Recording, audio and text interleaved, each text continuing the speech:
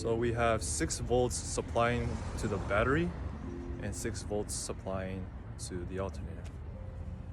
Earlier, we had 8 volts supplied to the battery and 4 volts to the alternator, meaning that when you do a voltage drop at the alternator, and if it's lower than what it's supplying to the battery, you got a bad alternator. So my recommendation is that place the alternator, place the battery, and if you have rust or corrosion on your terminals, replace the terminals too. If your dry belt is cracking or old, replace the dry belt too. Thank you guys for watching, and I hope you're able to implement that information. Thank you guys.